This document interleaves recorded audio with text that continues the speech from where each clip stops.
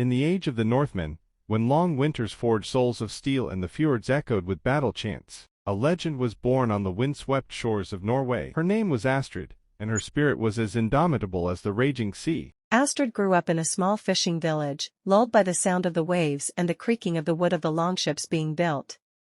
From a young age, she wasn't content with traditional feminine tasks. While other girls played with rag dolls, Astrid watched, fascinated, the warriors training, mimicking their movements with tree branches. Her father, a seasoned jarl named Ragnar, saw the fire of his ancestors in her eyes and, although tradition dictated otherwise, allowed her to learn how to wield the axe and shield from him.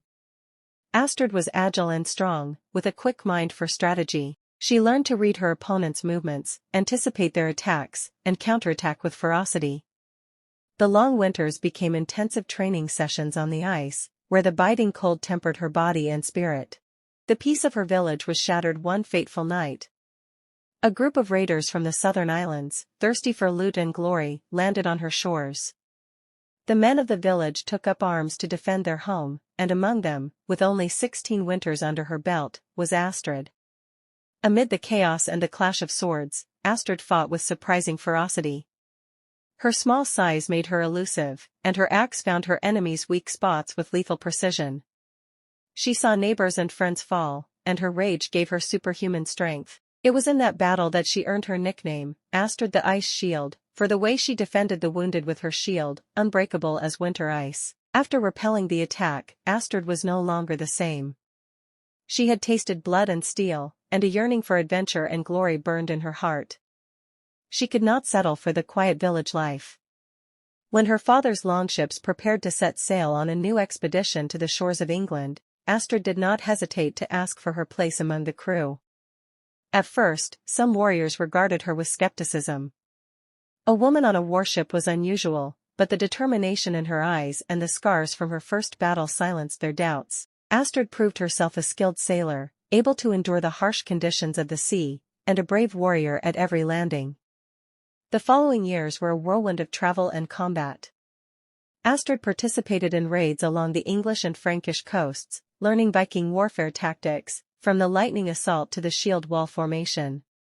Her bravery in battle became legendary among her fellow warriors. She was said to fight like a berserker, possessed of an indomitable battle spirit. Astrid was not only a formidable warrior but also a cunning leader. She learned to read maps, understand currents and winds, and earn the respect of her comrades. On more than one occasion, her ingenuity saved the crew from ambushes and unexpected dangers. On one of her expeditions, Astrid's longship was forced to spend the winter in the Viking city of Jorvik, present-day York. There, Astrid met a Saxon warrior named Ethelred, a man of honor who, despite being an enemy, shared with her a deep respect for bravery and justice. Their relationship was strained at first, marked by mistrust and cultural differences. However, as they faced a common threat together, a band of outlaws who preyed on both Vikings and Saxons, they discovered common ground based on courage and loyalty. Although their paths eventually diverged, the encounter with Ethelred left a mark on Astrid's heart, showing her that courage and nobility could be found even in the enemy. A thirst for adventure led Astrid and her crew beyond familiar shores. They sailed east, venturing into uncharted rivers and confronting fierce tribes. In these distant lands, Astrid faced even greater challenges, battling mounted warriors and navigating treacherous rapids. In one of these battles, Astrid demonstrated not only her physical strength, but also her compassion. As she defeated a young enemy warrior, she saw in his eyes the same fear and determination she had felt in their first battle. Instead of killing him, she let him go, an act of mercy that surprised her own men and earned her the respect of some of her former enemies. After years of traveling and fighting, Astrid returned to her home in Norway. She was no longer the departed young warrior.